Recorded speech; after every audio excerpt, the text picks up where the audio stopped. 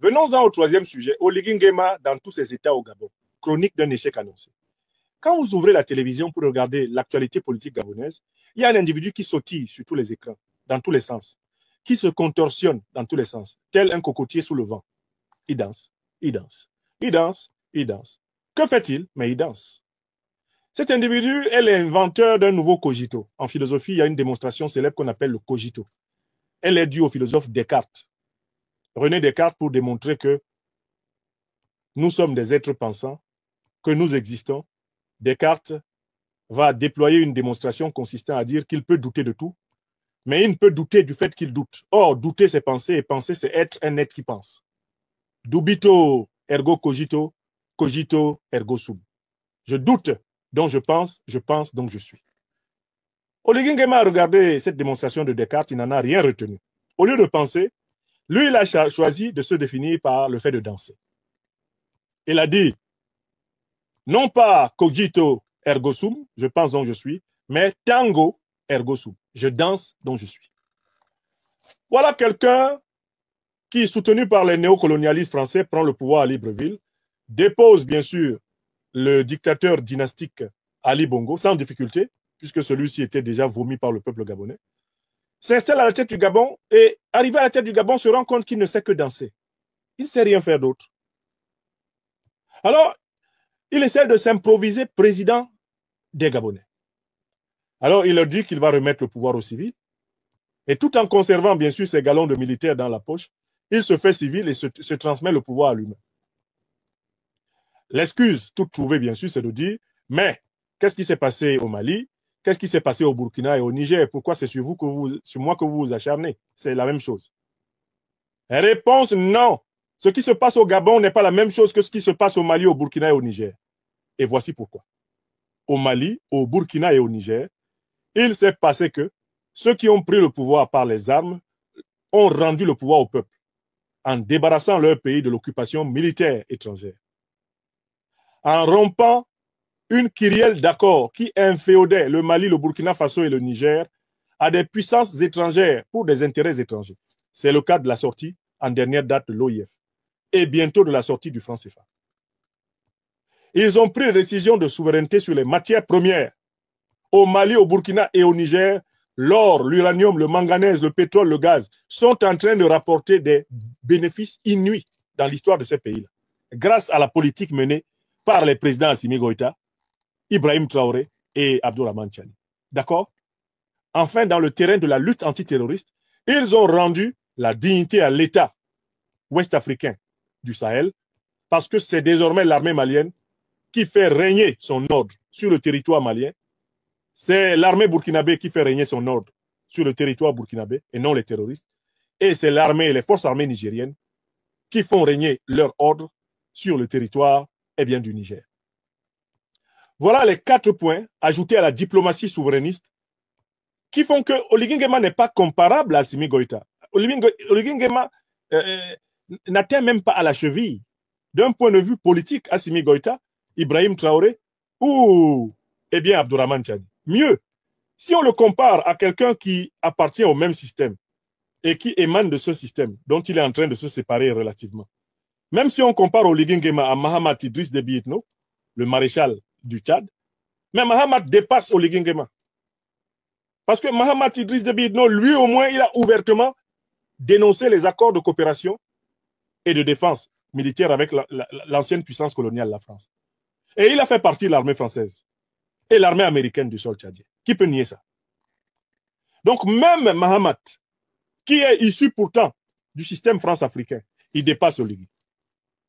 Donc je voudrais déjà commencer à calmer tous ceux de mes frères gabonais, de mes sœurs gabonaises, qui voulaient comparer leur généralon là, Dansoman là, avec des gens sérieux, comme le général d'armée Assimi Goïta, le capitaine Ibrahim Traoré, le général de brigade Abdourahmane Tchani. Même le maréchal du Tchad, là, Oligui n'est pas son camarade, n'a pas son niveau. Oligui, politiquement, il ne les atteint pas. Politiquement, Oligui Nguema est un epsilon.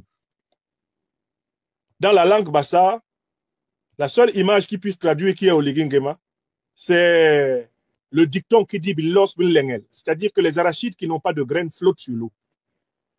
Quand vous prenez une poignée d'arachides avec leurs coquilles et que vous les jetiez dans un seau d'eau, vous allez remarquer que certaines vont au fond parce qu'elles ont du noyau. Et celles que vous voyez flotter sont bien souvent celles qui n'ont pas de noyau. Oligui Nguema est comme ces arachides qui flottent parce qu'elles n'ont pas de noyau. Pourquoi est-ce qu'il n'a pas de noyau? Oligui Nguema, il maintient le Gabon sous occupation militaire néocoloniale. Oligui Nguema, tout ce qu'il fait, il le fait sous les ordres de l'ancienne puissance coloniale. Oligui Nguema, qu'est-ce qu'il a fait? Il s'est fait adouber par les pires dictateurs africains dès qu'il a pris le pouvoir. Il est allé se faire donner des conseils par Biya du Cameroun, par son homonyme Nguema de Guinée équatoriale, au nom de la solidarité ethnique. Il est allé se faire adouber par le satrape reptilien Alassane Dramane Ouattara. Il est venu à Paris ici se faire adouber. Il a couru à Dakar se faire adouber. Qui prend Oligui Nguema au sérieux? Même au Gabon, on ne le prend pas au sérieux. Au Gabon, les seuls qui peuvent le prendre au sérieux, ce sont ceux qui font les concours de danse, juste pour voir s'il danse bien. Parce que là encore, ce dansoman, il faudrait voir s'il a le rythme. J'ai vu certains de ces mouvements qui sont carrément non synchronisés avec la musique qui est en train d'être jouée. Donc je me demande même si quand il danse là, il jouit entièrement de ses facultés mentales. Parce que je l'ai vu partir dans une asymétrie, une arythmie. Il produit des mouvements saccadés, des mouvements browniens. La musique bat en 2 temps, monsieur danse dans 4 temps. Qu'est-ce qu'il y a? Djeben, comme on dit dans ma langue fan. Djeben Oligui, Oneza, tu es qui? Alors, Oligui ne représente pas l'avenir du Gabon. Il n'est pas à la hauteur du Gabon. Voilà pourquoi dès qu'il sort vers les Gabonais et que les Gabonais lui posent une question, il balbutie.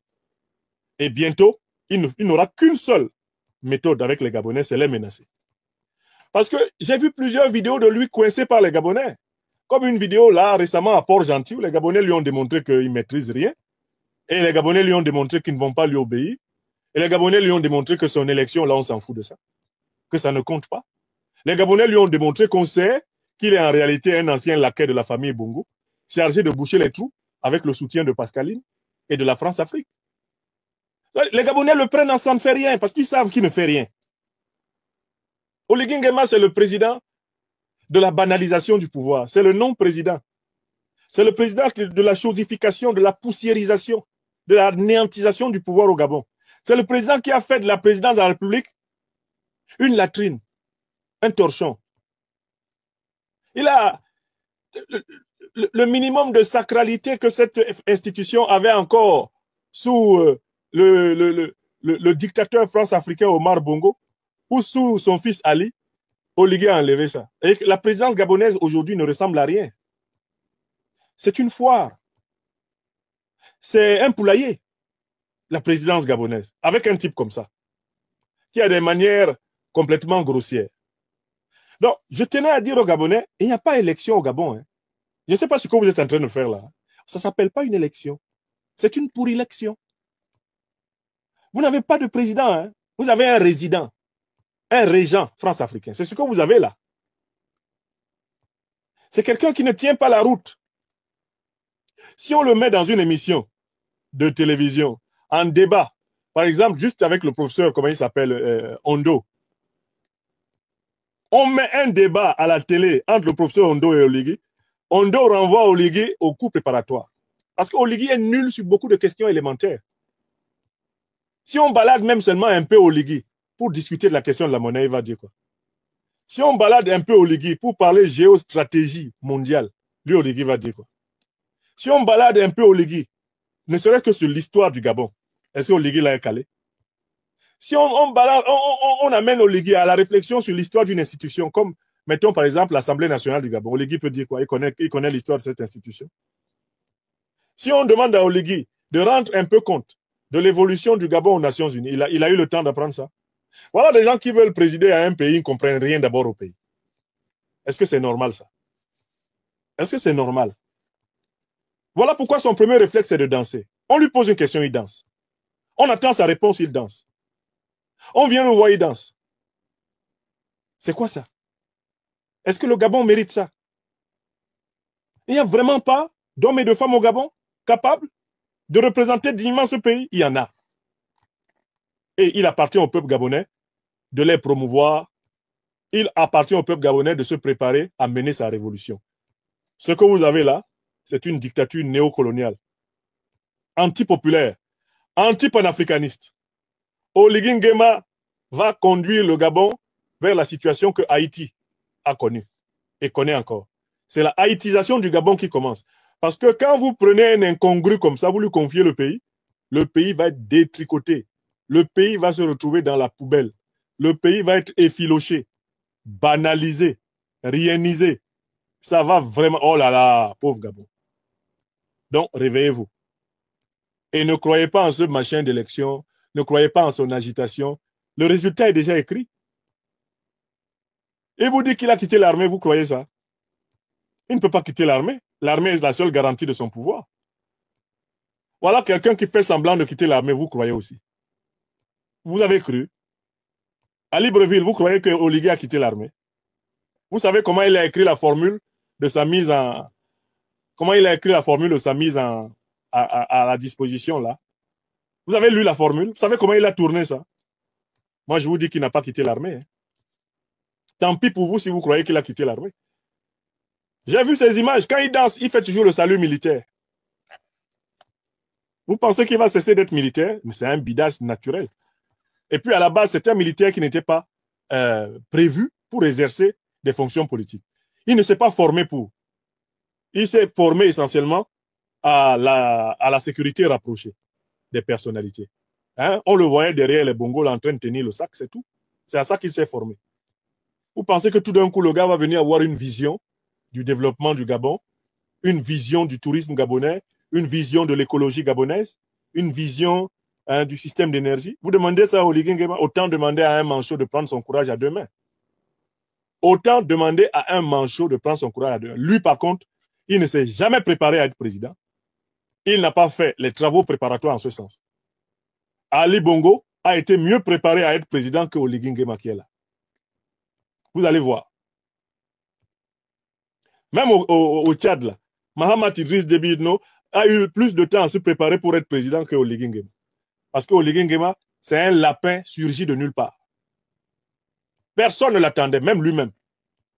Le jour où il a fait tomber Ali Bongo, le premier à être surpris d'être président, c'était lui. Quand on disait président, il se retournait pour chercher la personne. On dit non, c'est toi. Il dit, ah, moi? On dit non, c'est toi. Il dit, hein, moi? On dit non, comment? C'est toi le président. Il s'est mis à danser. Il s'est aussitôt mis à danser. Il n'en revenait pas. Il n'en revient toujours pas d'être président. Le gars se lève le matin sans même mettre la musique, il danse. Quelqu'un le salue, il danse. Quelqu'un lui sourit, il danse. Quelqu'un lui pose une question, il danse. Ça, c'est quoi ça? Tango ergo sum. Le général Tango, le dansoman de Libreville. Alors, écoutez, c'est un échec annoncé. Il ne fera rien pour la sécurité et la défense du Gabon. Il ne fera rien pour autonomiser économiquement, financièrement le Gabon, industrialiser le Gabon. Il ne pourra rien faire pour la jeunesse gabonaise. Il ne comprend rien à ce que c'est que la création d'emplois. C'est zéro pointé. Et pour ce qui est de l'Afrique, alors, Oligui Nguema sera aux abonnés absents. Il sait qu'il est la risée de toute la jeunesse africaine. Quand on le regarde comme ça, là, on a envie de pleurer. On tourne vite la tête pour regarder le Mali. Quand on voit le président Goïta en souris. On dit, vraiment, voilà des militaires qui nous donnent la fierté d'être africains. On regarde Ibrahim Traoré, on sourit. On regarde Abdourahmane Tiani, on sourit. Quand on tourne la tête, on regarde encore Oligui, on serre le visage. Tellement c'est triste. Donc, écoutez, moi, le spectacle qui se déroule au Gabon, je le trouve profondément ridicule. Je dis bien ridicule. C'est un spectacle ridicule. Ridicule. Ridicule. C'est pas possible qu'on appelle ça, c'est pas possible qu'on appelle ça élection. Non. Pas possible. Vraiment. C'est juste pas possible. Un peu de... Voilà. Hop.